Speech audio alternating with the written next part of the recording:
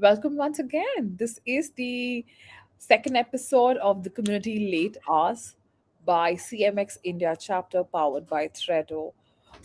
It's a four-part series that we're doing. These are late hours. We typically start very late. We take a weekday. We've chosen to not do weekends because I think weekdays work for us also. Most importantly, we wanted to not talk about surface level community conversations.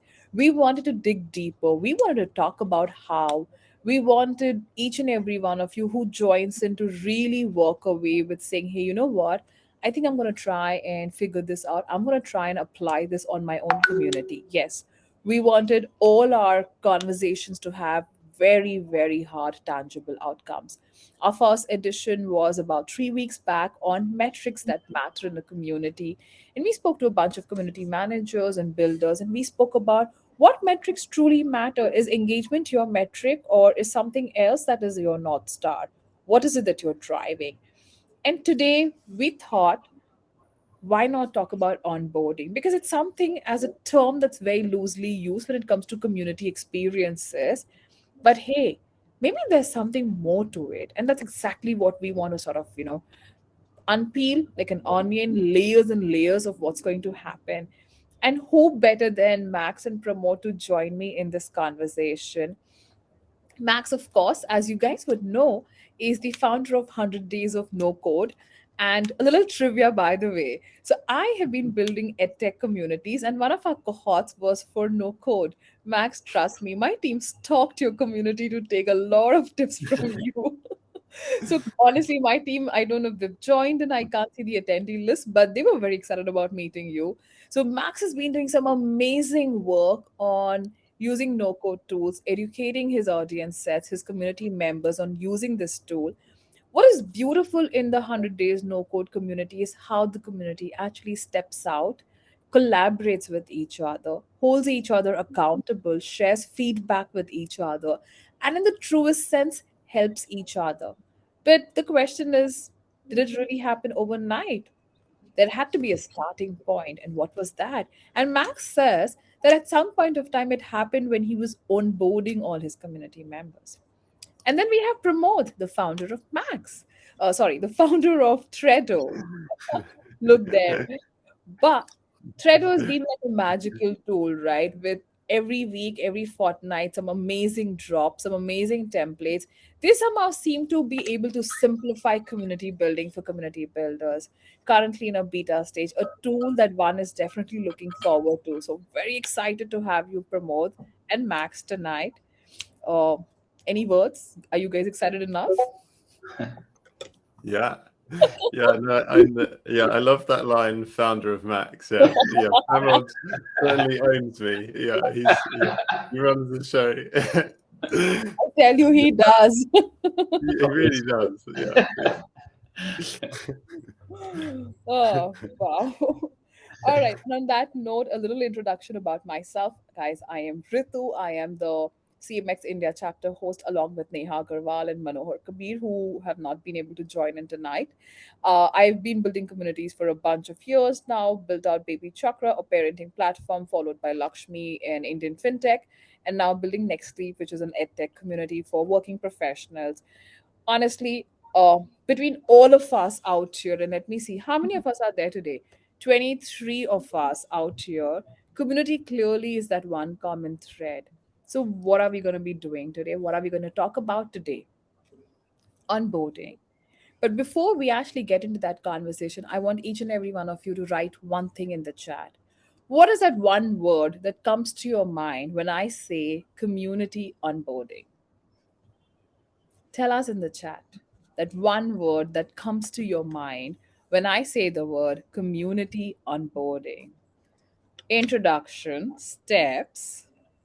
Thanks, Aryan. Thanks, Max. Adam says, sign up.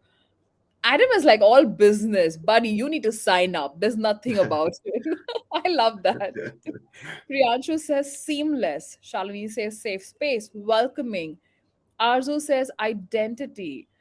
Sri Lakshmi says ecosystem orientation. Ashama says offerings. Very interesting. Experience, welcoming, great. Keep it coming, guys. We're a bunch of folks out here. We need to Carl says value. Very interesting. Very interesting. Awesome. So while you keep that going, and the reason I've asked you to do this, and I'll tell you why, because we're all community builders. We all look at engagement. Hey, Vinya, hi. Thanks for joining in again today. So glad to see you. As always, we have a giveaway for the most engaged community member in today's session. So keep up the chat going, and during the workshop, be an active participant. And who knows, that giveaway is going to be yours. Awesome. So now, why is today's session really special and very different? And Shalini, I will need you over here to help us with the particular link in a bit. We're going to do something different. Max, Pramod, and I are going to draw out from our experiences of building communities. But it's not our experience alone. Today, in this particular session, there's a lot of immense tacit knowledge which you also hold. So we're going to workshop today's session. And when I say workshop, we're going to simply move to a Miro board. Shalini, our dear friend who leads growth at Thredo, is going to share a link with us. You will be able to access the Miro board. On the Miro board, there are post-its, and you're going to start contributing to those post-its. We're going to use those as nudges for our conversation and for our themes. And how are we going to go about that? Well, we've split onboarding into 4 stages. Why? For the sake of simplicity and understanding the topic. So let's thank you, Shalini. Shalini's just shared with us the Miro board, and let's move there. While I'm also gonna share my screen so we can have a look at it. Please tell me once you guys can see my screen. Yes. Yeah. Yeah. Perfectly. Is it clear enough? Yeah. Awesome. No, it's I great. just love the movement on the mirror board. Like so many bunch of folks running all over. Like awesome. Great. Okay, so let's not rush. Let's just focus on one thing, guys. And the first stage of community onboarding is nothing but what are the goals and purposes of a community onboarding strategy? That's the only focus that we want to, have for this particular segment in our 60 minutes. So I have a question for you, Pramod and Max, and you can go for it, right? So, Max, what do you think, should be the goal of an onboarding experience, of an onboarding journey? Sure. I think there's almost a checklist of things that come to mind when you ask that question. So the goal of an onboarding strategy, to me at least, and for each community it will be slightly different. But for me, it's kind of to make sure that the member that's just joining knows how to get started and navigating them in the quickest kind of possible time to that like moment of value or moment of kind of magic that really represents your community. And it may be a small thing or a little thing, but kind of getting them to that, navigating them to that aha moment, and then telling them how they can get more of those later down the journey.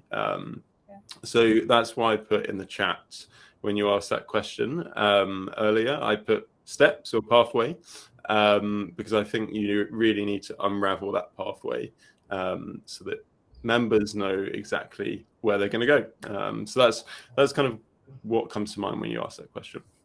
Fantastic. Pramod, you're building out some amazing tools out there. What's your take? What is the goal of community onboarding? Yeah, I think like agree with Max. I think like orientation is key. Just and that's also like what I mentioned was welcoming, like so that people can just get to value as quickly as possible. And each person in the community could have different like purpose of why they're joining, right? So I think from a like just our community is like a product community, so like it we want people to be open about the issues they're facing with the product or suggestions and feedback. So in our welcome message, it's more to do with here's how you can get value from this community. And it's not just the onboarding. I don't think it's just the act that happens when a member joins, where it could run over for days. For example, we are in touch with the 50 odd members who are there in our community, and at some point, I would have spoken to, let's say, Max or you, and you would have highlighted something which we maybe solve it like 3 weeks later, and I'll take that opportunity to welcome you to say, hey, like, we solved this and tag you there, and that's probably your onboarding at that point, right? Ah, So um, yeah, so I'd say like it's basically understanding the why the customer, what's valuable for the customer, and sort of using that to enter them into the community, right, and make them feel comfortable there. yeah. What I clearly see as a common thread that comes out is how do we get people to sort of attain value? And like you guys said, right, either it's very early in the journey because maybe that's the nature of the community. And Yeah. Pramod, in your case, the nature of the community is such that one could actually attain that value in 3 weeks down the line. But the fact that you've set that particular pulse in week zero itself, by your welcome message saying, hey, let us know, give us your feedback, we're going to resolve for it. I Yeah. think that's very interesting. That brings me to the other question is, why do you like, it's nice to hear that, hey, community should have an outcome or community should have a goal, the onboarding should have a goal. My question is, why do we need this to be an outcome oriented goal? Can it not just be saying, hey, I feel good about being here, I love the welcome journey? Or does it really have to be associated with any specific measurable outcome? I yeah, I think it does to some extent, because you want to essentially answer that question of um, why should I come back here again? Okay, it's nice, people are welcoming, people are friendly, but like generally, like, why should I actually come back here again? So I think that's probably where the outcome comes in, and kind of essentially saying, have I got buy-in from this person? Yes or no? And if you've kind of got that within, I don't know, the first week or first month, then the likelihood of them kind of engaging or being part of that journey later on is higher. You'd like to think so. But what about you, kind of Pramod or Ritu? Yeah. So I think the outcome is also linked to the purpose of the community in some way, and how you think about the members who you are getting on board as well. What is that motivation, right? So like for a cohort based course, it could be that there is a formal process to get people in. In our case, like, it's a community around our product, so we are only providing access to customers who have access to Threado. Because if we get, right now it's still very early, so if someone comes into the community but they don't have access to Threado, then there's no reason for them to come back again, right? And so I think that's where the outcome becomes important, to see that, hey, okay, these set of people will get value, and if they get engaged in the community, so then how do you show that value there? Also depends on who you're getting in within the community, right? So like specifically in our community, we could have just opened it up for everyone. It could be at 200 members today, but that would not serve the purpose for the community members. Yeah, I think, I think that's very interesting that you say this, right? That at the end of the day, what's the purpose that people have signed up on this community for? And if that can be established in your onboarding journey, and that's the outcome that you're trying to measure, whether they've had that sense of, clarity or not. Which brings me to the next question. If there was this one outcome, one metric, that you would say, Max, is that determines, that my community onboarding's outcome is this, what would it be? Would it be returning users? Would it be number of messages? What is that outcome that you're looking at? Yeah, it's I think especially in that early stage, it is slightly intangible. But I would almost kind of look at the kind of inputs, if that's the right word. So what have people done in that first week? And if they've done those things, then there's going to be like a higher likelihood that they're going to come back. So if they've introduced themselves, if they have come to the welcome session, if they have replied to my welcome message, if they've filled in the form that kind of gives us more information on who they are, all those kind of things. I think that says a lot, and that's almost like an outcome in itself, because if they're doing those things, then they're more likely to be invested and they're more likely to come back. So I kind of look at what they are doing on the kind of the steps and the initial steps, and if they're completing those in a way, I think that's a good outcome in itself. But maybe someone will disagree with me and say that that's just a part of the process. But I don't know. What do you think? So for me personally, the way I've been trying to define the communities that I've been trying to build, right? Uh, Mm, the outcome that I'm actually looking at is obviously my first step is by default introductions, because at my communities we try to create a very clear demarcation between onboarding and activation. So you could be onboarded, but you may not have been activated. And that still does not serve my purpose. And it's part of the same journey. So for me, activation is very critical. So clearly, introduction becomes one of those outcomes that I'm looking at. But more than that, the one outcome that I seek constantly, day in, day out, is are my community members in the first week of their joining my community, are they comfortable to reach out to each other? At the end of the day, I mm, don't want them to respond to me per se. I want them to respond to each other. So for me, that's the first thing that I'm trying to aim for. mm, Just to sort of share with you, and I'm quite, I have to admit, I'm quite proud of my team also to do this, right? We actually hit like a 90% plus onboarding rate this week, and we actually had like a close to 92% activation rate. And I thought if I could do that, we know we've got something sorted out there, right? It's not just entering the community platform, but getting them to do something. But more importantly, like you very rightly said, it's a bit intangible. What do I get them to feel in week mm. zero?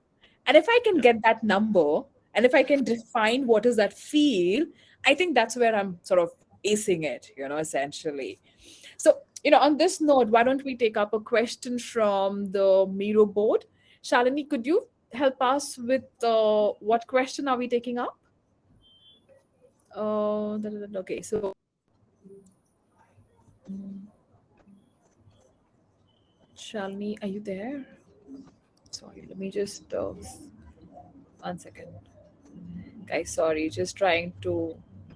Shalini, I've given you the presenter mode. Would love for you to tell us which question can we pick up. Hey Ritu, yeah, I've just put down in the chat to get to know the members you are onboarding. You tell them about what you're building, but what about their goals or interests? So I think the question is around how do you capture their goals or interests while you're onboarding? Awesome. Would love to know who's asked this question. If you asked this question, please sort of let us know in the chat. Pramod, do you want to take a jab at it? Sure. Hey, Yeah. Deb, thanks for that question. It was Denise. Yeah. So yeah, I think the different ways to get to know the goals or interests, but it's super important to do that first, and so that the purpose is very clear. There are two ways in which we've done it. One is, like I mentioned, so our community is around our beta users. So we've been in touch with them over the last few months, and we personally know the problems they're trying to solve. And then we gave them access to the community now, right? So all the 53 members there, out of the 53, I think at least 45 of them we have been in touch with the last few months. So we deeply know their motivations, what they're trying to achieve from their communities, and that helps us cater to them better. We also, in the welcome message, we have a survey within Slack itself. So Slack allows you to conduct or like take polls from within Slack rather than directing someone to type form or an external form. So on Threado, we built out a automation workflow where there's a welcome message and you have like a survey poll within that helps us capture the interest on.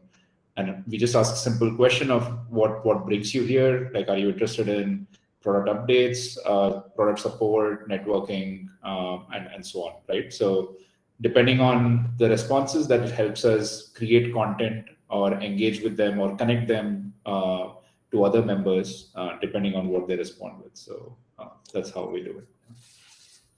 Max, anything that you'd like to add to this? Yeah, I think there's probably a few ways you can do it. There's kind of really basic ways of just reading someone's introduction, or kind of like finding their Twitter, or just asking them on like one-on-one onboarding calls or welcome sessions. So we do kickoff calls when kind of we introduce people into the community, and that's kind of between 10 and 20 people that have joined that month, and we do a kickoff call with them, and we always ask people to share what their interests are on that call and their goals for the community. And then one other thing we do that's kind of, it's more individual and less group based, but essentially we ask people to write their future letter. So what are they wanting to achieve in a month or 2 months time for being part of this community? And that message, that letter, they can keep that to themselves, or they can kind of share it with the wider community. And those letters are often really telling of their goals, their and kind of where they want to go on their journey. So yeah, a few things depending on how much time, energy, personalization you want to put into it. And just adding on, I think Denise added on further there. So yeah, so it's not just about like telling them about what our community is about, right? It's also or what we are building. So actually, the purpose with which they join, we try to serve them use through the connections or content, right? So for us, from a product standpoint, it's the feedback that we've received. We try to serve them by product updates that solve some of the pain points that they were facing before, and we plan to, let's say, next going ahead, create like how-to videos that helps them use the product better in achieving their goals in their community, right? So that's like keeping in mind why they are coming in and what do they expect Threado to help serve them, right? And try to do that through the community basically. Fantastic. Honestly, before the session started, I was actually telling Max and Pramod that this is such a meaty topic. I'm sure we're going to run out of time. I clearly see we've run out of time for the first segment. So I am going to sort of, I think this is going really, really well. I hope we managed to answer your questions. Guys, we're going to have an open Q&A session also towards the end of the session. So now let's continue back onto the Mirum Road. And the second segment talks about, so, we've established the why, right? Why do we need an onboarding experience? What's the goal? What's the outcome? What's the purpose?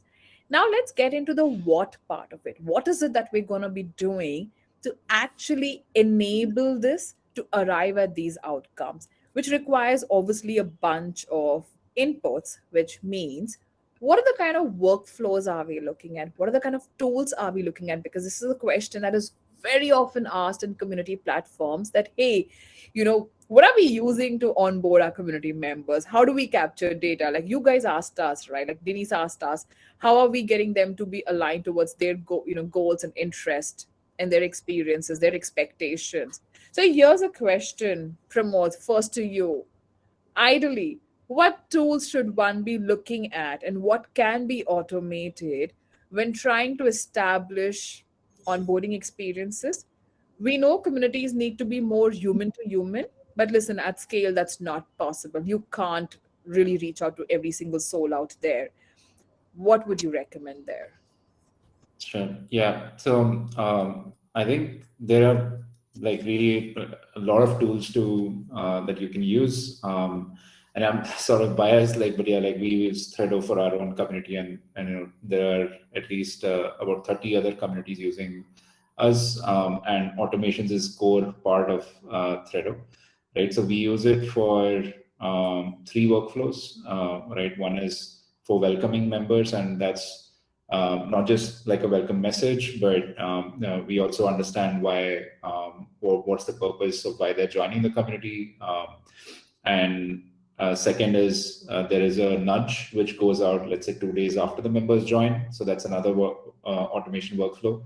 And that's just focused on getting them to introduce themselves, and so that the other members can sort of connect with them.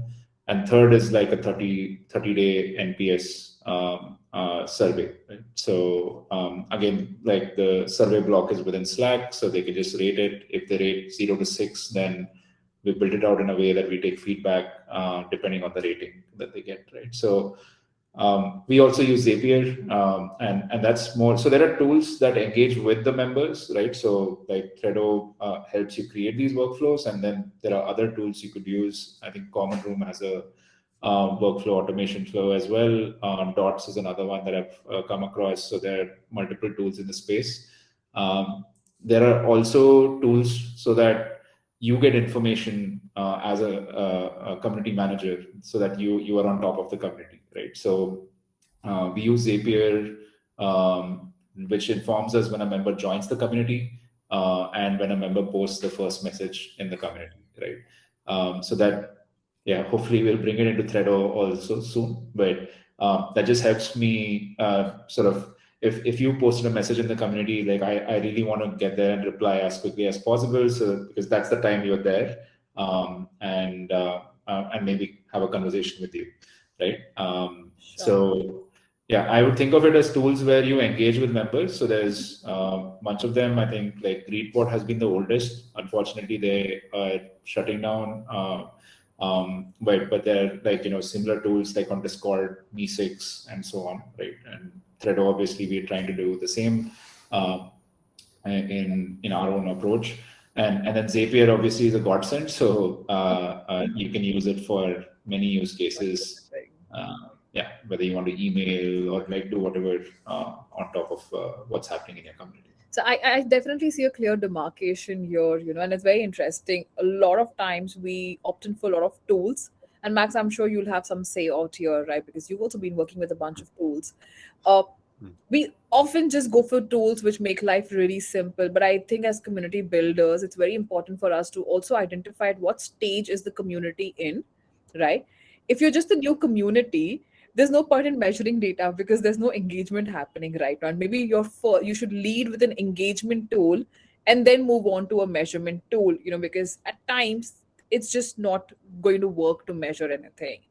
And that's been my personal take that, when you start off small, start with engagement. How are you getting them to be onboarded? So Max, what's your take? What are the tools you're using? Or for that matter, what is the kind of workflow you would create for no code? Why don't you tell us about that? Sure. Yeah. And great insights, guys. Yeah, completely agree about not over engineering the whole kind of tool setup when you're just getting started, because at the end of the day, it's not about the tools, it's about the community. And I think people get, very lost in that trap. And I certainly have before, being in the no code space. But in terms of actually workflows that you can use, I think Pramod kind of touched on some of the crucial ones, the main ones. So that obviously the welcome onboarding flows, and capturing data and feedback, NPS results, etc. I think there are kind of wackier, like just like tools that I can just throw in the mix to kind of just give people an idea of what they could do if they wanted to be creative. So if you're using Zapier, for example, you could connect it with a service called Handwritten, and I'll put it in the chat. And that will essentially create a workflow where you can send a handwritten note, or what looks like a handwritten note, to your members straight to their postcode, whatever, once they sign up. So it's kind of like automated sending of swag or personal kind of gifts or letters when they join the community. And that's just like a one fun, super kind of like high leverage thing you can do that you can automate. So that's just to give you a feel. And then another tool that I kind of use is Teller HQ, and that is great for personalized kind of videos. And I use that really a lot of the time to share videos with my members, whether that's one-on-one or kind of to the community at large. So yeah, those are kind of two things I'll put in the chat right now. Awesome. I like the thought that, can you use, technology? Can you use automation to actually enable or replicate a very personal experience? So, like you said, automate swag, because honestly, those ops are a pain for every community builder. So totally, totally on point for that one. Can we pick up a question from the Miro board? Let's see, what do we have? Uh, So, just, adding on, I think there was a question earlier on how do you onboard, let's say, 10,000 members and so on. So, like at that, or like a large scale onboarding, I think Notion comes to mind for me. Like, just having, when you're at that scale, just a very good documentation helps a lot. And I've seen like on deck do that really well. I think in as one of the communities where even if you're a lurker or you miss the onboarding, you can always go to the Notion doc and it's very well laid out to onboard yourself. Right, so I think that's super crucial at a scaled community. mhm. True, true, true, true. Um, okay, so tell me something. What has been for both of you, Max and Pramod, that one community onboarding experience which was like an aha moment just because of the steps it involved, whether it was automated or whether it was not automated? That one community experience which made you say, "Hey, you know what? I want to replicate this. Like this is cream." Yeah, that's a good way of putting it. Yeah, it's yeah, I think one kind of that sticks out in my mind is gosh, I can't for the life of it, that sounds really bad. I can't for the life of me actually remember the name of the community, but which is bad. But essentially it was a digital writing community for people that wanted to start writing online. And they were their kind of big thing is feedback. To as you're writing, you're kind of the sum of all the minds and people kind of around you as you're writing. So they really center their value around the feedback that the community can give to your writing. So they encourage you to submit a paragraph or a bit of work in the first week. And then on the Friday of every week, they basically get all their members to kind of almost like thunderclap essentially on your piece of writing, and not only kind of celebrate it, but also give feedback on that writing. So in the first week, I had about 30 comments and pieces of feedback, which actually, to be fair, was quite overwhelming at the time. But on reflection, like as well, it was just epic to have all those people give feedback on my work. So embedding kind of new members into weekly rituals is really, really awesome. And that gave me an instant feel for the value of the community. Wow, that's a massive takeaway for me, to be very honest, Max. And I think to get your community members to actively do something, which is so much of more of high engagement, right? It's high effort, giving feedback. Listen, you need to sort of recap and think about that community name and tell us all about it. So, I know. Yeah, I'm on that. like, Yeah. was it Ship 30 for 30 by any chance? Because that's the first thing. No, that did come to mind, but no, that it wasn't that. It wasn't them. So I'll get it. Don't worry. that's Yeah. homework for you now. Pramod, over to you. What is that one community onboarding experience which blew your mind? Yeah, so I think like lurkers usually get have a negative connotation, right, when it comes to community. So on deck scale was slightly a flipped version of it, right? So I think the onboarding there, it made it very clear in the first few sessions that it's okay to be a lurker. Like, and they overemphasized it so much that and I just felt like being extremely comfortable with that thought. Like, obviously, like, posted introduction and all that, but I think they just eased us into saying that it's your time whenever you feel like you can come in and like, get value, and we're always there. So the entire team made their calendar available. So even if you feel usually in communities that are highly engaged and you're a lurker, you are afraid to, like, chime in, or like, you don't know where to contribute. What I really liked here was I think 2 months into it, I finally just got on a Calendly call with the team, and that sorted a lot of things, right? So I just felt that onboarding was very laid back, but very effective. And when you look at 90% of the community usually lurks around. Yeah. That's so amazing, because I think they sort of reassured you that no matter what role you adopt in the community, we're going to always have your back. But Yeah. at the same time, the other thought that comes to my mind is that that's a massive buy-in from the community stakeholders, the founding teams, that hey, it's okay if people are not engaging, which means that probably engagement was not the metric that they were looking for. They were clearly looking at some other metric. And that's Yeah. an interesting use case to think about. Really awesome, awesome. So we're gonna pick up. We've discussed the workflows. I'm gonna move on to segment three. Back to sharing my screen. Let's see, what do we have next? Ah, so we've spoken about the purpose, the outcome, the value, the workflows. Now the big question: how do you validate your outcome? What is that metric that you're assigning for onboarding? When will you say that you've had a successful onboarding? So, my first question is to both of you. And I think this is something which I also would want to see on the Miro board. Guys, when you look at onboarding, what is that one metric that you're constantly measuring, and for how long? So the frequency of it, are you measuring it for 7 days, D0 to D7 or D14 or D30? What is it looking like? Tell us about that, Max.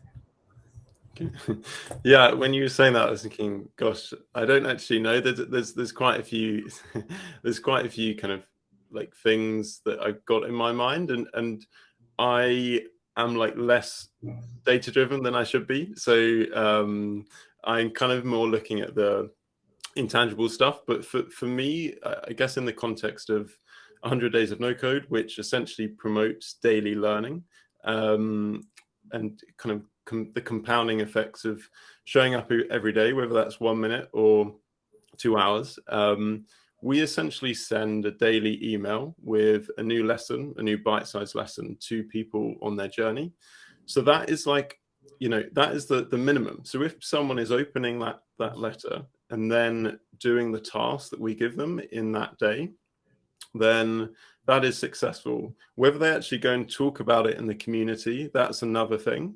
But I kind of look at who's opening those emails, what is the open rate essentially, and then how often are they doing that email and then coming into the community and speaking about it, is kind of the two things I look at. But then just intangible stuff, like, are people shouting about the onboarding? Like some onboarding is so good that you want to shout about it. And I've seen like tweets about, different communities onboarding, and kind of LinkedIn posts, whatever, sharing about how amazing something was when they joined the community. So that again is a good, or another indication, which is extreme, but it's just something to bear in mind. And then other things, like I said earlier, has someone actually introduced themselves and kind of done that checklist as you've given them in the first week? Again, that's another success criteria for me. So there's a combination of things. I wish I had one metric. I probably should have one metric, but I don't. So I'd love to hear what your one metrics are, because clearly I need some guidance here on this one. So yeah, would love your insights. Sure. So for me, the way I've been looking at onboarding metrics, right? The first bit is when you send out like an email invite to people to join in on your community, right? How many people are joining in your community in the first 24 hours, first 48, first 72? Did they need a nudge? Did they need a reminder email? uh, how many of the people who joined in for your kickoff calls, right, or your icebreaker calls that you typically do in week zero, post that, how many of them actually ended up joining your community? Did those nudges work, or did they come, for it in irrespective of it? And the last bit that I do look at is, so one, definitely number of people joining in the community, in what turnaround time since the first nudge. And the second is how soon and how many people made their first introduction, you know. As long as you've hit these two criterias in week 0 for me, what happens is I'm not looking at monthly active users or daily active users. I'm saying what is that top of the funnel that we've created for our engaged members at this point of time, because not all 100 are going to be. And in week 0 you pretty much get a very good sense of the trend that your community is going to showcase to you in terms of being highly engaged, medium engaged, low engaged also. So, you know, you're sort of hitting two birds with one stone during the onboarding experience. One, you're identifying your early adopters, your followers, and your lurkers. And secondly, you know how many people are constantly getting activated. So, three numbers that I typically look at: average number of messages for activated members, number of activated members, and number of members who've actually been onboarded. I think at week 0, you can sort of ace this in terms of quantitative data. You've got something there. I saw something very interesting on the Miro board. I would love to know who's actually written that. I don't see a name there, but somebody's actually broken up the metrics with quantitative and qualitative. And Pramod, would love to hear from you. What's your take on qualitative metrics for measuring onboarding? You know, I think that's very interesting, very insightful, I'm sure. Yeah. No, I think like from our community's point of view, like you mentioned earlier, it's too early to be obsessed of metrics. I think like we do take a look at activation rate, but more than that, it's I think like we are in constant touch with all the members, so it's learning from them on what they value and then sort of taking it back, and I think that's where the qualitative metrics come in. So. But yeah, what I've seen like other communities do, it's not, there are high level metrics which is like overall community engagement. You can see week 0 activation rate and then see the retention over time. But I think the qualitative really goes deeper into, hey, you had a kickoff event, can you rate that? Like what feedback do you have for that event, right?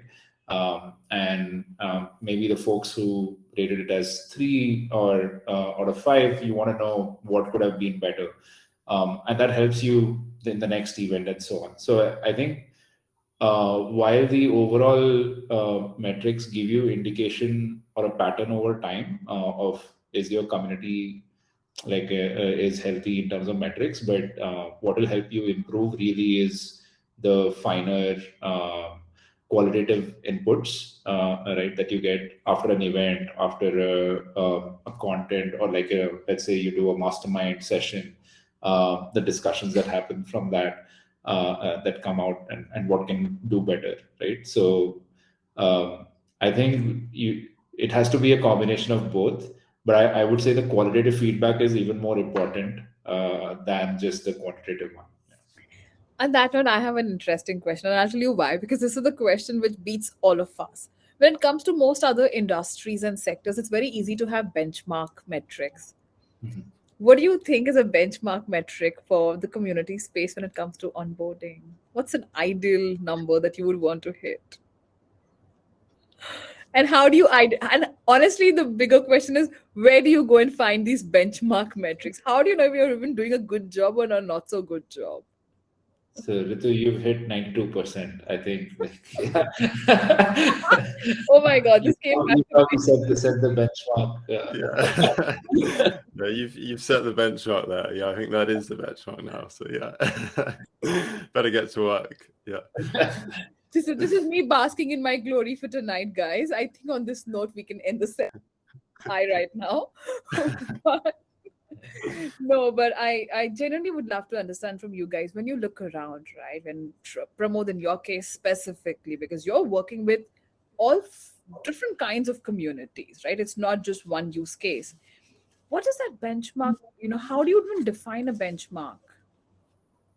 Yeah, so to be honest, I think like I don't know if there are benchmarks around this.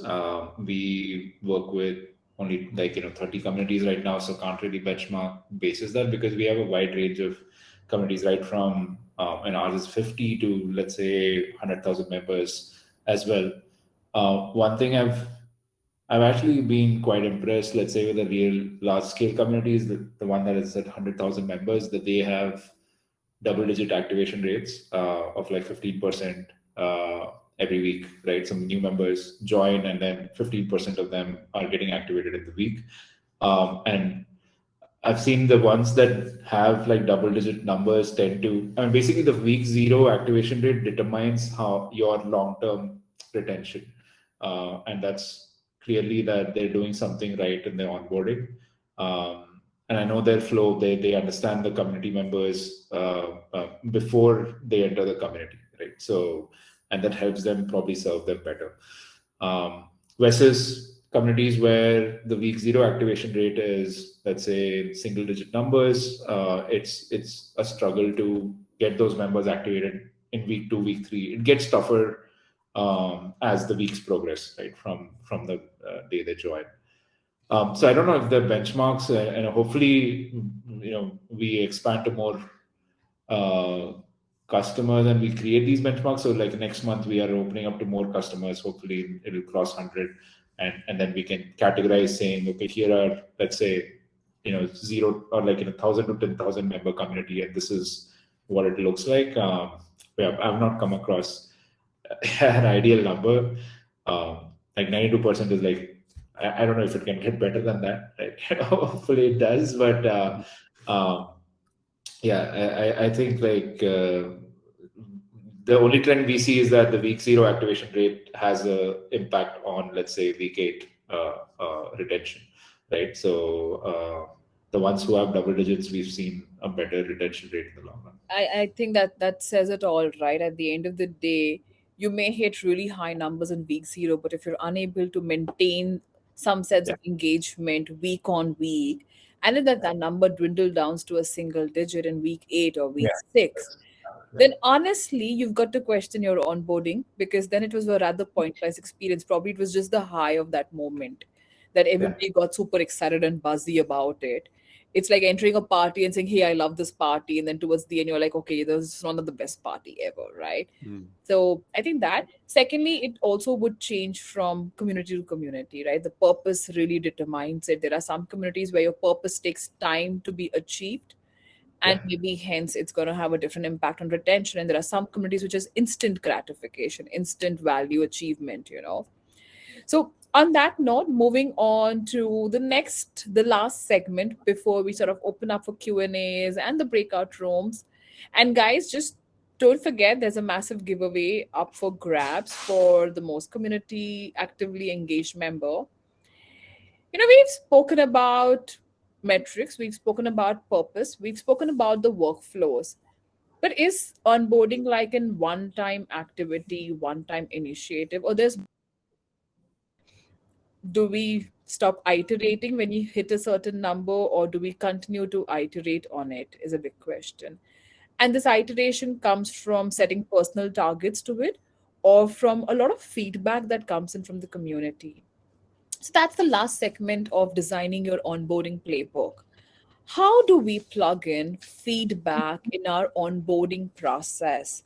My question again to you, Max, is at what point of time and how do you capture feedback in the onboarding journey of a community member?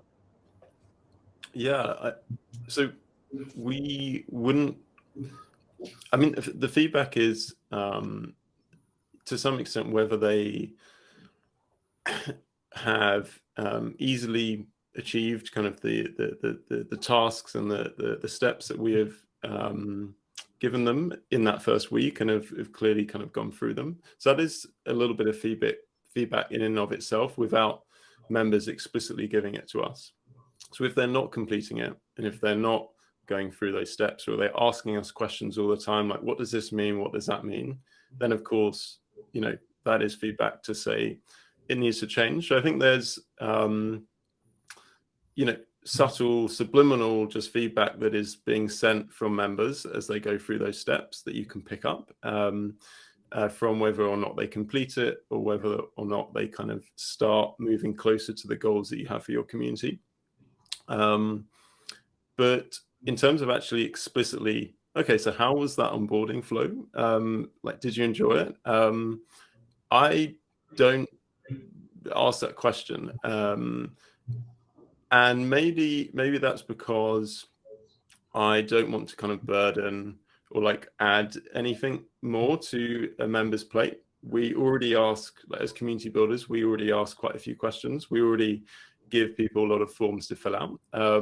So I don't really want to ask that extra question because I'm already kind of getting the feedback from whether they finish that onboarding flow or not. So yeah, I would say I don't really capture feedback, whether that's at least in an explicit way. Pramod, what's your take on it? And it would be interesting to ask, think about it. Like, what do you do with the feedback that you capture? So one, when do you capture it? How do you capture it?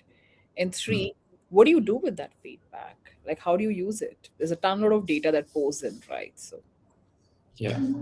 Yeah. So I think like for our own community, like still early, but what we have been doing so far is just looking at data and correcting ourselves rather than asking members for their feedback on the onboarding process. So, for example, we have the survey, and we noticed that about 40% of them have filled the survey, but then a large part have not. And then we had a workflow which went after that, which was dependent on someone filling the survey out. So we just took that as feedback that we shouldn't pressurize people to filling that survey out, and we created a separate workflow for that nudge that goes 2 days later, right? And that just like there's no force pressure for someone to fill out a form, but we want to engage. Like 3 days later, I might reach out just saying, hey, like just it'd be great to know why you're here, or like would be great if you could post your introduction, or just like let me know if you need some help, and have a conversation there. And right now I think it's more on I'm like great to see that people are sending DMs, even that they're part of the community and organically they're reaching out, which is a good sign, and that's feedback that hey, okay, this seems to be in the right direction, and we can. And then in that process, I tell them that you can post this next time in the product feedback channel, and our team will pick it up ASAP. Just make them feel comfortable, right? So that's feedback for me, at least, that hey, people are there, they're still sending DMs right now to us. We need to make them more comfortable in the channels, right? So, and then few ideas that come to me are, I know a few of the community members slightly better than others. So, and I know they are power users of Threado. So maybe I can, tell them to create like a video of how they use it and post it, and that might encourage others to engage. So I think initially doing things that don't scale, obviously, like is needed. So yeah, I just take that as feedback and execute rather than formally asking for feedback. I think. yeah, I think that's quite interesting. The other thing that comes to my mind is if you are a product community, there's a lot Yeah. of feedback that you can actually end up capturing on the product itself. But if Yes. you are a community of practice or play, then it's very hard to capture subtle feedback. Then you don't have an option but to have a lot of micro conversations, DMs, one to ones, maybe a pulse check, maybe a poll, maybe just a quick check, by emojis itself that, hey, how's the last 1 week been for you and things like that. Or it could be a defined user survey. And like you said, Pramod, not you never hit 100% on a user survey. And again, we don't know in what state of mind people are filling in those surveys, right? But okay, I'm going to ask you another question then, because clearly feedback is like a gray area. What works in one community may not work in another, the format of seeking feedback. But a question for all of us out here: if there was one thing you want to change in your existing onboarding experience for your respective communities, what would it be? Yeah, that's a good. Was that for us, Richu, or was that for the It's for general? all of us out here. So yes, the three of us need to answer it, but I would love for all our audiences who are attending today's session to actually tell us in the chat, or actually put it down on the Miro board and make this your accountability for today's session. What is that one thing which literally is like a massive pain point for you personally right now, and you wish you could change that in your onboarding experiences? Tell us on the Miro board. And Max, Pramod, why don't you guys go for it? Yeah, really good question. I think like a high level thing for me is less touch points. I'm so aware that there's just all these little like interactions, and it's like, if only that would just be a little bit more streamlined, so that users weren't, looking at a Notion doc here and a a Zoom kind of link here and a calendar invite here, like kind of streamlining that. What they're having to interact with would be amazing. But I know that's more of like a nice thing rather than a tangible thing that can happen. But there is just a general point around cutting down probably like the central tools that you use, so that you're not overwhelming your members. And I think I'm guilty of that, being in the no-code space, throwing loads of tools at people, and that's something I need to keep in mind. Yeah. Awesome. Pramod, what is that one thing you want to change? Yeah, it's a work in progress. I think we do get a lot of the product feedback and suggestions, but they're more one-on-one right now, right? And the community is essentially to make it a collaborative kind of an effort, right? And the work in progress part is that not just in the one-on-one discussions, like encouraging them to post it in the community and sort of do that. What happens then is like a new user of Threado can then see that like there are others going through this, and it also builds trust. So that's getting to that is like a journey in itself. So we are like I think working on creating multiple touch points in the product and outside the product as well, where they get to know that okay, if you post it in the community, it will like we'll be on top of it like ASAP, or somebody from the community will answer, right? So that's the end goal that we want to reach out to. Yeah. Awesome. I would love to know what our audiences here think. What is that one thing that you want to change in your onboarding experiences? Tell us that. It becomes like a micro accountability piece for us. Okay, so we're actually quite good with our time management skills. Credit to all of us to keep this conversation really smooth. Uh, Before we break out into the breakout rooms and get to know each other, I would love if you guys have any questions. We can take two questions before the breakout room. So, any questions that we want to pick up about onboarding experiences? You can type in your question in the chat, and yeah, we'd love to take it out. Oh, looks like no questions today. I think we do have one question from Sri Lakshmi, Yeah. uh, where she's asking, how are you using behavioral science in your interactions with community? A very, very interesting question. And I think a huge topic in its own self. But yeah, we can absolutely share some insights here.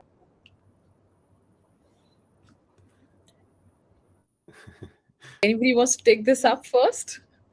I mean, yeah, I have to admit, yeah, I don't knowingly apply behavioral science to the community, but I think there's certainly an element of nudging that I use in the community to get people to come back and to re-engage. So there are multiple times where I kind of can bring people back into the community with just subtle nudges.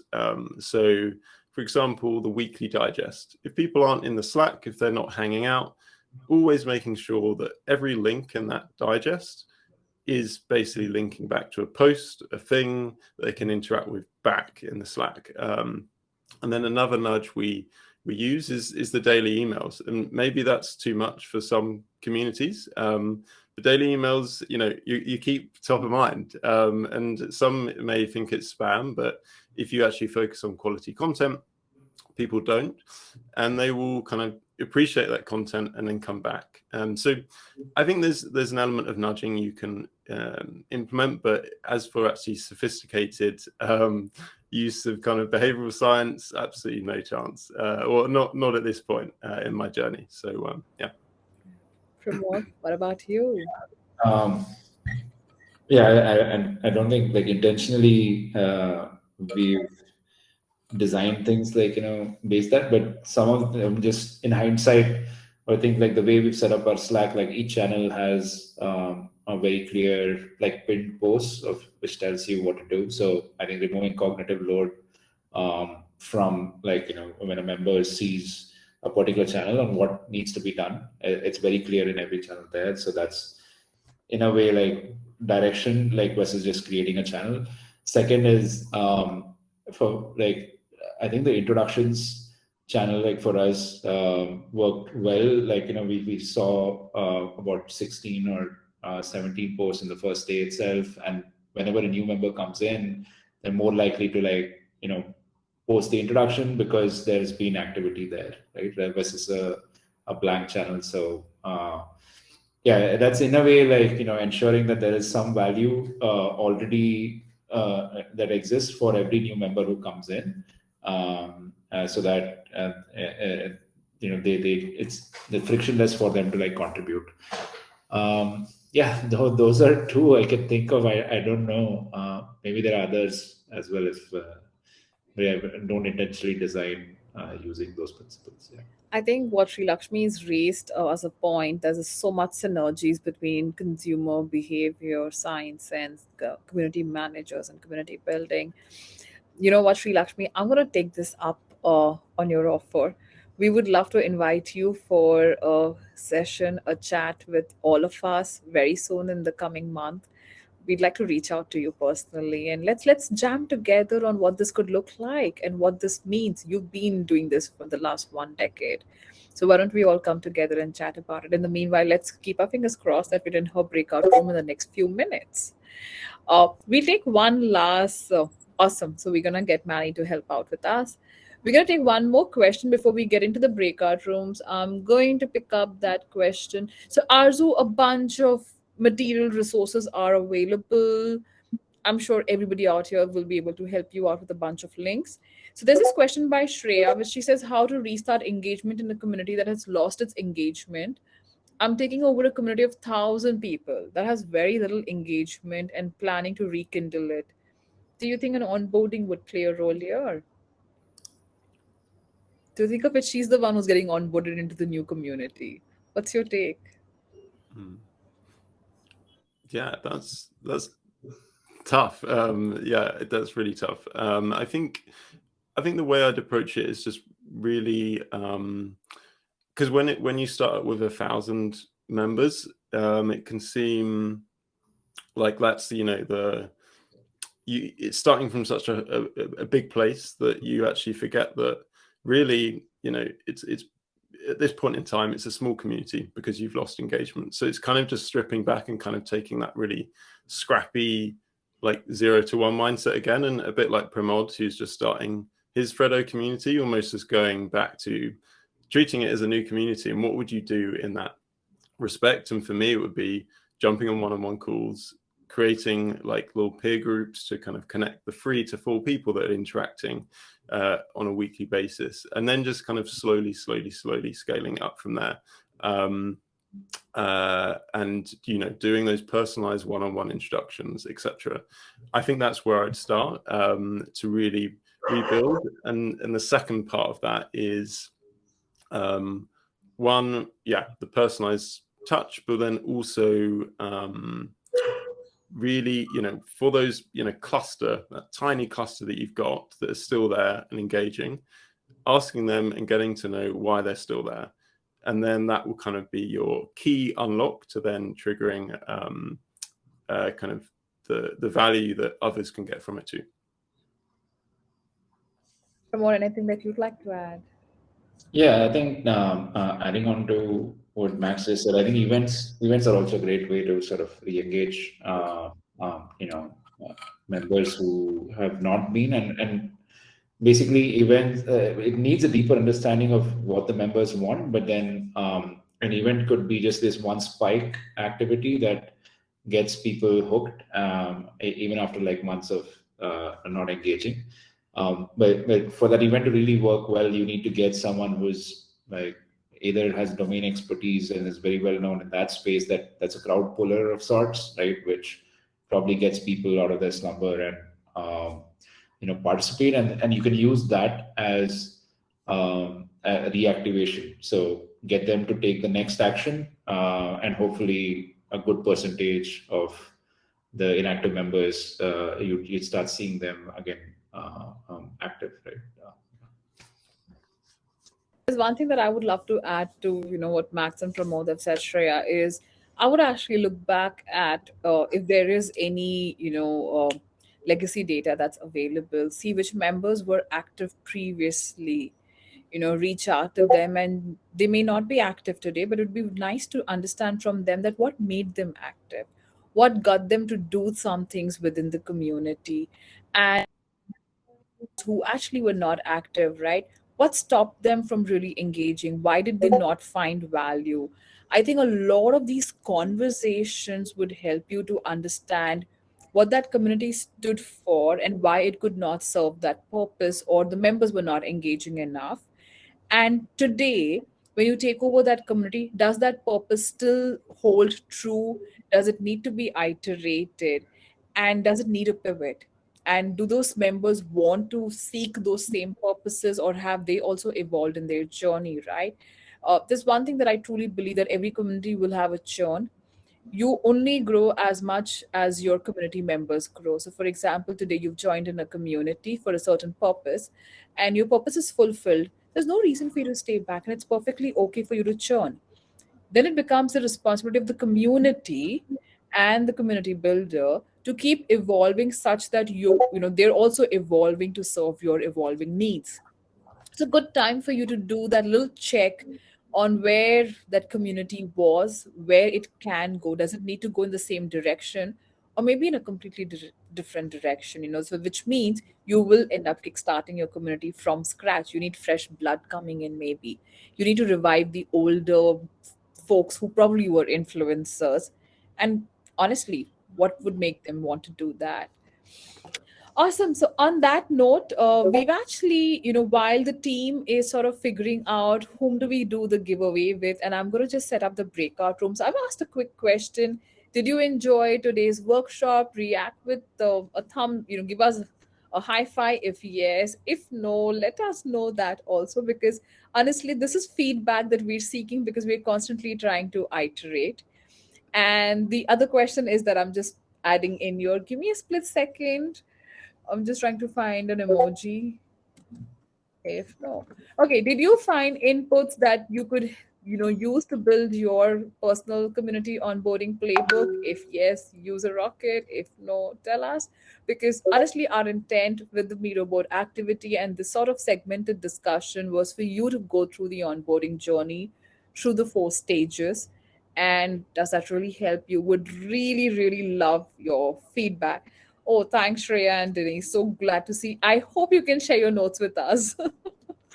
On that note, we're going to put you guys into breakout rooms for, we have time. We can do 15 minutes of breakout rooms. And we'd love for you to get to know each other, talk about your communities, and more importantly, talk about what's your takeaway from today's session? How are you planning to use it and apply it? Feel free to connect with each other. And we'll see you back in 15 minutes in the main room. I hope you're logged in on to Bevi's platform using your Chrome browser. In case not, well, you might have to log back into the event to be able to do that then. So yeah, I'm going to over to the rooms.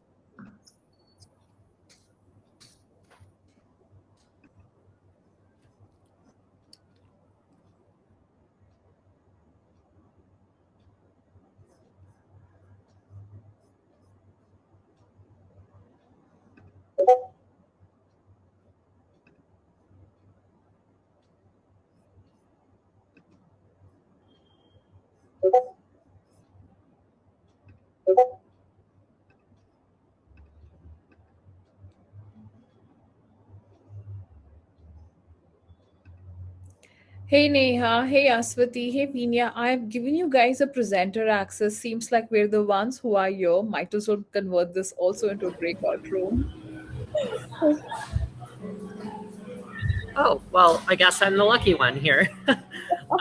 It's probably super, super loud. But No worries. We can. You're quite audible. How have you been? good. I've been doing really good. I I've been very excited. Today was a great session. Thank you. Oh, I'm glad. We really hope it was, because the idea was to have something really tangible to walk away with, something to chew Yeah, on. Because I think that's important, right? At the end of the session, I mean, you've got to have something to chew on and sort of say, "Hey, can I do something about it?" So yeah. yeah, So yeah, Swati would love to. exactly. I'm also super excited. The Sorry, it You were looks saying like there's something. a You're delay. excited. Yeah, you were saying you're excited about something. Yeah, there was a social scientist in the chat, which makes me very happy because I'm like, I've discovered another one. So we should definitely set something up to discuss that further. Like that makes So me very excited.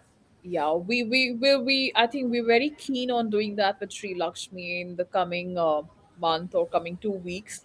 We typically try and do one event a month because of bandwidth, but I think with the kind of response we're receiving to this particular topic, we just Yeah, might pull in one more event for this month. yeah. Yeah, It's I would something love to I be am a part of it. interested in too. Yeah. Hey Aswati, hi. Hi, Hello. hi. I was telling behavioral science is something I am deeply interested in too. Awesome. We're looking forward to have you then in our session No, next. no, I don't know anything about it. I'm just interested in knowing more about it, learning about it. Trust me, all of us are on the same page. We're Yeah, all going to try and figure out behavioral sciences and how do we apply that to community building.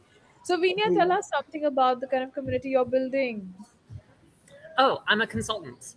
So I work with community managers and C suite teams in order to build the architecture, the planning, and the development structure. And then I help them measure it to move them forward at different stages. So I help them start it, I help them move forward into scaling it, I help them figure out what measurement actually matters, and then I implement social scientific processes to kind of make sure that it's not so overwhelming for the community team and not so difficult for the C suite to understand. Yeah, that's what I do. Fantastic. Neha, Aswati, why don't you guys talk about? I think I've spoken a lot today. No, Vina, nice to meet you, and so glad to know that you're building out something as a consultant. I think that is perhaps very aspirational for a lot of us in the room, and you've been able to crack that. That's really great, and so glad that we got introduced to you because of this event. Um, would love to know more over a period of time. How did you go about, really setting yourself up as a consultant? I think there are so many questions in the room. I think that a lot of people will actually have around how can they go about, setting themselves as an independent consultant when it comes to community building. It is a growing, field of work in India, not as matured as it is in US, far from mature. I think it is pretty much at very early stages, and I think insights and inputs from you would be lovely. We should definitely jam someday. And just for your context, actually, the three of us actually are connected in some ways. So you're not new to each other. The rest of us, so Ritu and Ashwati and I have at some point in time worked with same organizations in the past. So Gotcha. I Ashwati, had no news. Ritu, you did not know Ashwati was working with Baby Chakra for some time. Is she still? Oh my God! Wait, I had no clues. I'm sorry. I think I read that in the introductions. Wait, now that you mentioned to me, yes. Are you And then still with? Are you still with Baby Chakra? I am. I just quit though. But then, yeah, I'm still Oh there my God! So we have a for common another thread. month or so. We have a common thread. Yeah, we do. Fantastic, fantastic. I think you were part of another session. I'm forgetting the name of it currently. I'm so sorry. Today's been one of those days where I'm having a lot of memory lapses. I'm forgetting things. Today, literally, I've forgotten half the things. I attended one of your sessions, and I believe it was a CMX session. Um, Good Lord, help me. This is embarrassing. And I really love the content. I just want you to know that I've made notes, but I'm just forgetting the topic. So I'm really sorry for that. But Is I that the one where Naya spoke? no, Vinya spoke on a session which had to do with some sort of organizational behaviors in communities. There was some Ah, angle. okay. You remember we did this whole thing? You gave us these handbooks also, if I'm not wrong, some sort of reference booklets. Yeah. So the session that I did was for CMX Denver. You can still find it there. And it was online Uh, community management. And I included two workbook items. One was to build a brand voice along the socio-ecological scale. And then the other one was to rebuild your mission, vision, and value statement using the wicked problems mindset, which is a basis for what is it called? I'm so sorry. My brain is blanking right now. Deliberative facilitation. So it's a way of uh, talking to your community about really tough problems. Awesome. Hey Arzu, hey Sri Lakshmi, we saw you hanging out in the main room. We decided to convert the main room into the breakout room. So why don't you turn on your cams? We have about 7.5 minutes to go. Would love to hear from you guys. I think your bunch of questions were really interesting. And Sri Lakshmi, I think there's a massive public I'm not demand next. for you to have a session with us very soon on behavior sciences now. Yeah, sure. I think Manohar and I together can do that. He'll give the community science expertise, I'll give the behavioral science expertise. Awesome, awesome. Hey Arzu, hi. Would love to see you if possible. Would love to know more about you. Hi, Ritu. Hi, everyone. I'm Arzu. I lead community at Head Start Network Foundation, a not-for-profit organization. We're building communities for startups across sectors and regions. So yeah, this session was particularly helpful as I am one of the very I mean, we do not have a larger community team, so it's always good to interact with other community builders to get a wider perspective. Yeah, so that's about me. Awesome, awesome. So tell me something when it comes to your onboarding experiences, Arzu, because you're building communities for startups, right? If I get that right. So that means you're at any point of time managing and building multiple communities. Yeah, How are you so managing this? that's where I mean that's where we're trying to bring in a structure. So all this while we were very unstructured in terms of community. We used to host a meetup and then another minute we used to have a WhatsApp group to join in, stuff like that. So I was handed over that type of a community, and now we are slowly trying to build in structure where we welcome everyone, introduce, have some introduction rounds and manage a database of who's joining and have like surveys going on. So that's where I'm also trying to build a good onboarding experience. So apart from startups, our organization is a volunteer organization. So I'm particularly, building that community of volunteers. So with that, we have, frequent catch-ups, and now we are at a stage where we are family. So a lot of emails that go out, checkups and stuff like that at the moment. Must be exciting, right? It's like such a variety of communities that you're building simultaneously. I've known Yeah, community builders tend to get a bit, it feels monotonous, right? To build the same set of community day in, day out. And you're like constantly jumping between all it's sorts. extremely exciting, also very overwhelming, and that's how we're building a team now. So that should help.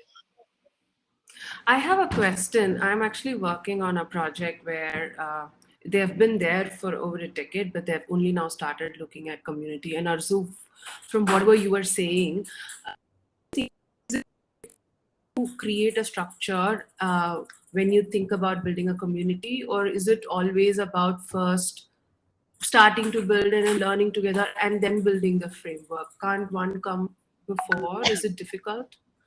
So So go for it, Arzu. No, go I for it. thought I was there. All right.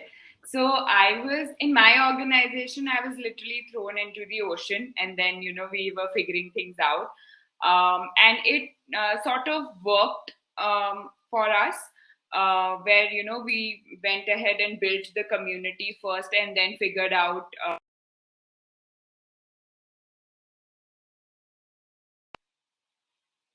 Sorry. Is it just me or Arzu froze?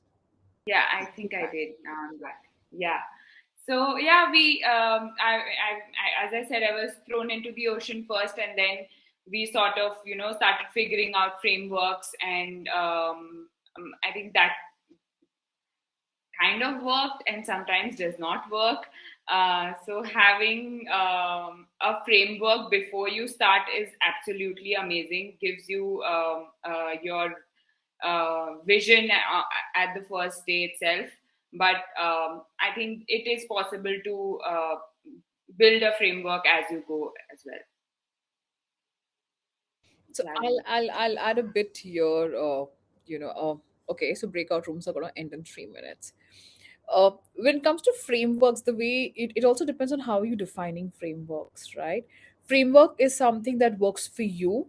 It's something which is like a pattern. You know this works, right? The other piece is there's structure.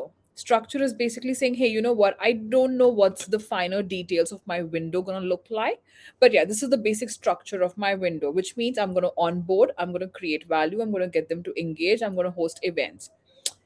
What I would recommend is, if you're not too sure of what's going to work, what's not going to work, and that's a constant iterative process, create structures in place that, hey, this is onboarding, and then run a bunch of experiments, see what sticks in each experiment, try and club it and make one structure, run the structure for 3 months. If it's giving you results, that then becomes a framework for you. So don't try and create a framework from day one. Don't aim for a framework either. There are times there are certain things in your community will never become framework worthy. Like engagement can't be frameworked. There's a structure to it, it's loose. It could be organic a lot of times. So just go with that flow. But my suggestion always is do less, right? But try to hit more. I've personally experienced this as a community builder. We would try and do 10,000 things. Why?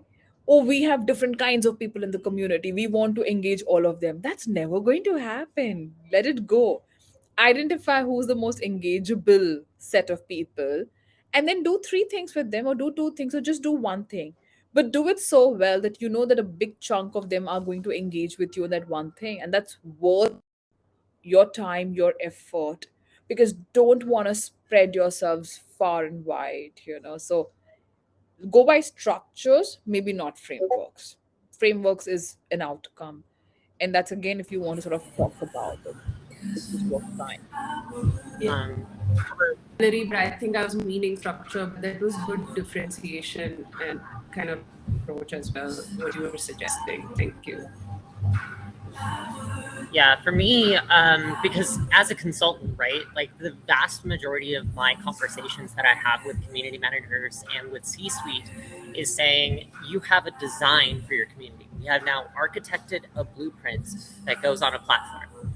All of that is just a myriad mishmash of here is how you're going to be able to do the work as you scale it and move forward. And all of it is just so ethereal and so difficult to get your head around.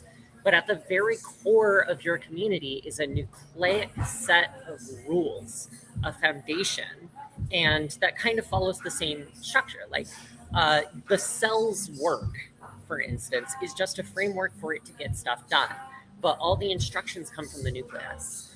And as a community manager or as a C-suite member, you can only affect what happens going in and out of the nucleus. And it's that you should focus on. And that's where your community charter and your foundational structure is supposed to be coming from. Just focus there. And then you'll set the precedent in the nucleus to build momentum outside of it.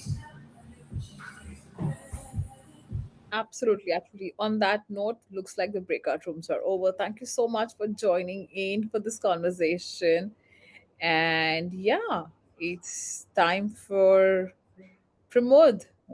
What next do we have? Yeah, no, I think we are calling it a wrap. So, but yeah, thanks a lot, Max, for joining us in, and Ritu as well. This is amazing. I have a bunch of notes to implement as well. It's great to go over a deep dive into a specific topic, which we often assume that it's like in shape, but it was great to like have different perspectives on it. And thanks everyone for joining in, especially folks in India for joining in so late after dinner or before dinner. And we will be back with, like Ritu mentioned earlier, this is a 4-part series. For each workshop, we pick a specific topic and deep dive into it. So the next session is going to be, I think it's around 22nd, if I'm correct. So we'll share more details. But we have Alex from Startup Grind join us for the next workshop. And stay tuned for updates on that. That's about it. But thanks a lot, Max and Ritu. This was great. Yeah. Thank you so much. We have to, of course, announce the giveaway. Shalini, can you join us in? Where are you? She's there. I can see her in the attendance. Yeah, okay, 1 second. Just hold on, guys. Yeah, she's Shalini. unable to. There you go. Shalini, yes. Can you tell us who's the lucky person who's getting a giveaway, man? Hey, yeah. Before that, you shut the breakout room too soon. You were having an interesting conversation with Dennis. And yeah, Ari was just about to jump in with an interesting conversation and we got dropped. I'm so sorry for that. I'll tell you what, since this particular session has had some amazing vibes, we'd love to host just a breakout room session whenever you guys tell us. You can reach out to me or Neha or, on LinkedIn. Just let us know when you guys are up for it. We'll host one jam session. That's it. Nice. For sure. For sure. Awesome. Yeah. Thank you everyone for being here. And it's so good to see the chat just buzzing all the time with, a little bit of meme talk, FOMO talk, and a lot about community building. So happy to announce that the winner for today's giveaway is Ashwati V. Are you here? Is it possible to spotlight her, please? Just give me a sec. I'm gonna have to find her. Yes. All right. Hey, congratulations. Congrats, Ashwati. Yeah, congrats. Thank you. Thank you. Hey, congratulations, Ashwati. How was the session? Do you have any feedback for us? It's amazing as always. Thank you. I mean, I feel that, 1 hour or 1.5 hours is not enough to discuss all these. So, yeah, it's amazing. Thank you. Thank you. I've also been texting Neha, DMing her saying, it's great. Thank you so So much. glad to hear that. Thank you. Ashwati, you will need to reach out to Shalini and for your giveaway. We're hoping that you love what you receive. Sure thing. Thank you. Yeah. Ashwati, can you please drop in your social profile or your mail ID and I'll reach out to you. Okay, let me do that. Awesome. Max, any last words, emotions? How do you feel towards the end of the onboarding? Yeah, I feel good. Like I've learned a lot from you guys. Like seriously, I came in here like feeling a bit worried in terms of, gosh, you guys know a lot. So yeah, I feel like there's a lot to apply now. So after this session, so similar to lots I've written down notes, and ready to kind of be applying some good stuff. Yeah, it's exciting. You know, I have to say this. I love this one thing about this session, the fact that everybody's made notes, including me. I have like a bunch of notes myself, right? And all of us are going back as learners today. I think that's exactly what workshops are supposed to do, right? And uh, yeah, I think I'm really glad to sort of see this happening today. So, on that note, everybody, thank you so much for joining in from different cities, different time zones, for making time out. 90 minutes is a substantial demand on your time. I hope you download the Miro board. It's accessible to you to view. And we'd love to hear back from you on the kind of onboarding journeys that you're creating, you're iterating, the one change that you're making in. And hopefully, we should do a roundup of this particular session in the next quarter. And we should check how much of it did we really apply. Yeah, And I need that accountability for sure. Yeah. absolutely, let's do that. And on that note, thank you so much, everybody, for joining in. Have a lovely, lovely evening. Bye bye. Take care.